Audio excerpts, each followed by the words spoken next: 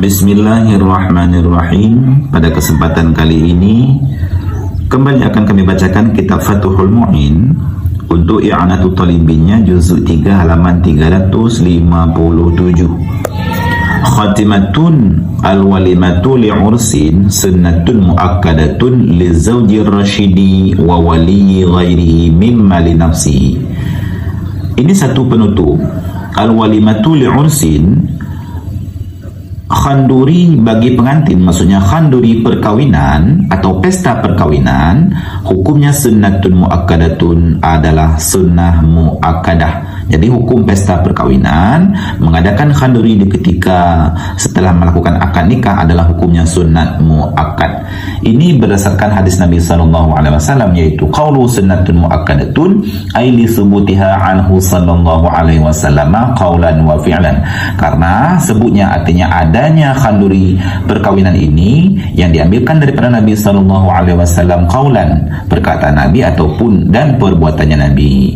Fa fil Bukhari, maka tersebut dalam Sahih Bukhari, annahu sallallahu alaihi wasallam aulama ala ba'd nisa'ihi. Nabi sallallahu alaihi wasallam itu pernah berkhandurinya Nabi di atas sebahagian perempuannya Nabi. Ini adalah bentuk daripada fi'lan, perbuatan Nabi. Kemudian bentuk perkataan Nabi, wa qala li Abdurrahman bin Auf wa qad tazawwaja aulim walau bi syatin, kata Nabi. Jadi ini bentuk perkataan Nabi, yaitu Nabi pernah berkata kepada Abdurrahman bin Auf, yang di ketika itu Abdurrahman bin Auf sedang melakukan pernikahan, akad nikah, kata Nabi, aulim, berpestalah, berkhandurilah, walau bisyatin, walaupun dengan satu kambing. Jadi inilah sebagai dalil kesunahan yang berkhanduri perkawinan, yaitu Nabi pernah mengatakannya dan melakukannya.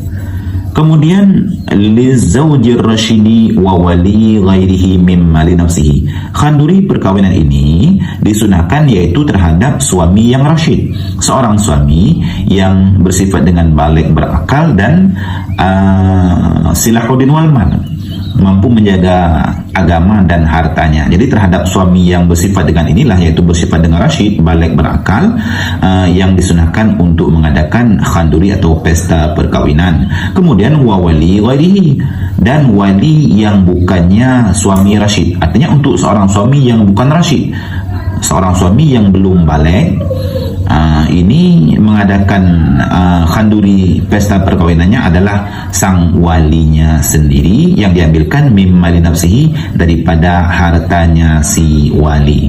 Jadi kesunahan berkhanduri ini yang pertama terhadap seorang suami yang telah bersifat dengan rasyid, yaitu balik, berakal, kemudian mampu menjaga agama dan hartanya.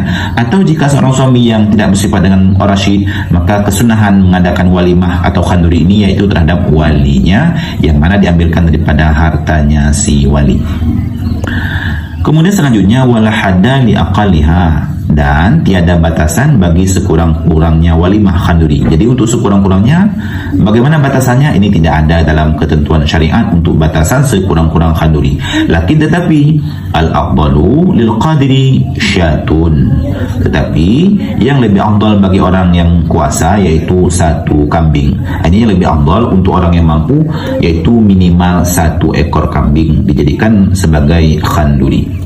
Selanjutnya wa waqtuhal afdalu, dan waktunya walimah berkhanduri yang lebih afdal itu ba'da dukhul, sesudah dukhul. Jadi waktu yang lebih afdal melakukan pesta perkawinan yaitu setelah dukhul, setelah mendukhul atau menjima'nya si suami akan sang istri. Ini lebih afdal melakukan khanduri setelah demikian. Lil ittiba'i, karena ittiba' mengikuti Nabi SAW. Karena dalam hadisnya Nabi, yaitu lam yulim, Nabi tidak pernah mengadakan walimah khanduri ala nisa'ihi, di atas perempuan-perempuannya Nabi, atau maksudnya di atas istri-istrinya Nabi, illa ba'da dukhul, kecuali setelah dukhul. Jadi lebih afdal melakukan khanduri pesta perkawinan yaitu setelah mendukhul si suami akan si istri. Wa qablahu ba'dal aqdi yahsulu biha ahlus sunnati, dan sebelumnya dukhul, ba'dal aqdi, sesudah akad, yahsulu biha aslus sunnati, hasil dengannya walimah atau berkhanduri oleh asal sunnah. Maksudnya melakukan pesta perkawinan setelah akad nikah walaupun sebelum dukhul, ini pun telah menghasilkan sunnah, telah mendapatkan pahala sunnah. Cuma yang lebih afdal yaitu dilakukan pesta ini setelah mendukhul. Selanjutnya, wal muttajahu istimraru talabiha ba'da dukhuli wa in tala zamanu. Dan pendapat yang mutamat, maksudnya pendapat yang dikuatkan, itu berkekalan tuntutannya walimah khanduri, artinya berkepanjanganlah tuntutan kesunahannya berkhanduri pesta perkahwinan ini ba'da dukhuli, sesudah dukhul, wa in tala zamanu, dan sekalipun panjanglah masa, sekalipun berkepanjanganlah masa, tetap masih ada kesunahan untuk berkhanduri. Jadi enggak mesti begitu setelah akad langsung berkhanduri, begitu setelah dukhul langsung berkhanduri, enggak mesti demikian, tetapi berkepanjanganlah tuntutan kesunahannya sesudah dukhul, wa in tala zamanu, sekalipun panjanglah masa, kal aqiqati, sama hukumnya kesunahan akikah. Akikah pun kan demikian, tidak mesti begitu lahir langsung di akikah, berkepanjanganlah masa kesunahannya. Kemudian terakhir yaitu au talaqaha, atau telah mentalak ianya seorang suami akannya sang istri, pun tetap ada kesunahan melakukan pesta perkahwinan walaupun telah mentalak si suami akannya istri. Misalnya begitu akan nikah, setelah dukhul berkepanjanganlah masanya sampai suatu saat si suami mentalak istrinya, misalnya belum melakukan pesta perkahwinan, pun tetap ada kesunahan melakukan pesta perkahwinan walaupun telah mentalak si suami, menceraikan si suami akannya istri. Wahia lailan aula, dan pesta perkahwinan ini pada waktu malam itu lebih bagus dibandingkan dengan siang. Ini terakhir, yaitu melakukan pesta perkahwinan ini pada waktu malam itu lebih bagus dibandingkan dengan dilakukan pada siang hari.